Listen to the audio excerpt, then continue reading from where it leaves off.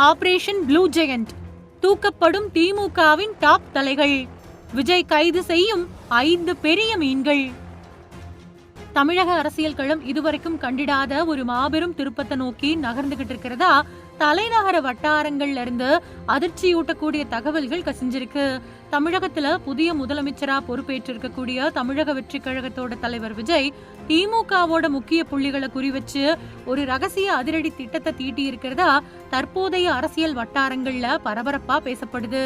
Operation blue giant அப்படின்னு ரகசிய பெயரிடப்பட்டிருக்கக்கூடிய இந்த அதிரடி நடவடிக்கையின் கீழே திமுகவோட 5 வரையிலான மிக முக்கிய தலைவர்கள் அப்புறம் முன்னாள் அமைச்சர்கள் எந்த நேரத்திலையும் கைது செய்யப்படலாம் அப்படின்னு நம்ப தகுந்த வட்டாரங்கள் தெரிவிக்குது.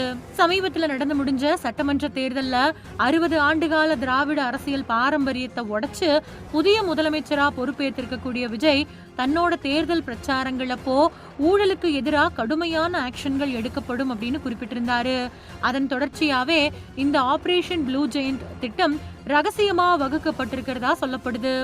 முந்தைய திமுக ஆட்சி காலத்துல நடைபெற்றதா சொல்லப்படக்கூடிய பல்வேறு ஊழல் வழக்குகள், முறைகேடுகள் அப்புறம் டெண்டர் ஒதுக்கீடுகள்ல நடந்த குளறுபடிகள் பத்தி புதிய அரசு தீவிரமா ஆவணங்களை சேகரிச்சுட்டு வரதா தெரியுது. இந்த விசாரணையோட இறுதி புள்ளியாவே இப்போ முக்கிய தலைவர்களை கைது செய்ய வியூகம் அமைக்கப்பட்டிருக்கிறதா தமிழக அரசியல்ல கிசுகிசுக்கப்படுது. அரசியல் வட்டாரங்கள்ல உலா வரக்கூடிய தகவல்களின்படி இந்த உத்தேச பட்டியல்ல திமுகவோட ரொம்பவே மூத்த தலைவர்கள் அப்புறம் கடந்த அமைச்சரவையில செல்வாக்கு மிக்க துறைகளை கையாண்ட 5 முன்னாள் அமைச்சர்களோட பெயர்கள் இடம்பெற்றிருக்கிறதா சொல்லப்படுது. பொதுப்பணித்துறை அப்புறம் நெடுஞ்சாலை துறையில கடந்த காலங்கள்ல வழங்கப்பட்ட பெரும் மதிப்புள்ள ஒப்பந்தங்கள்ல நிகழ்ந்ததா சொல்லப்படக்கூடிய முறைகேடுகள், முந்தைய ஆட்சியில அதிகம் விவாதிக்கப்பட்ட மின்துறை கொள்முதல் அப்புறம் போக்குவரத்து துறை சார்ந்த பழைய புகார்கள் மறுபடியும் தூசு தட்டப்படலாம் அப்படின்னு தெரியுது. இதுக்காக தனிப்படை அதிகாரிகள் நியமிக்கப்பட்டு ரொம்பவே ரகசியமா சட்ட ரீதியான ஆதாரங்கள் அப்புறம் கோப்புகள் தயார் செய்யப்பட்டு வரதா சொல்லப்படுது.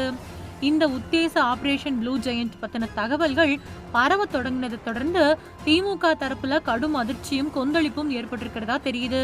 புதிய அரசு அவங்களோட அரசியல் செல்வாக்கு நிலைநாட்டவும் திமுகவை பலவீனப்படுத்தவும் திட்டமிட்டு அரசியல் பழி வாங்கக்கூடிய நடவடிக்கையில இறங்கி இருக்கிறதா உடன்பிறப்புகள் மத்தியில பேச்சுக்கள் எழுது.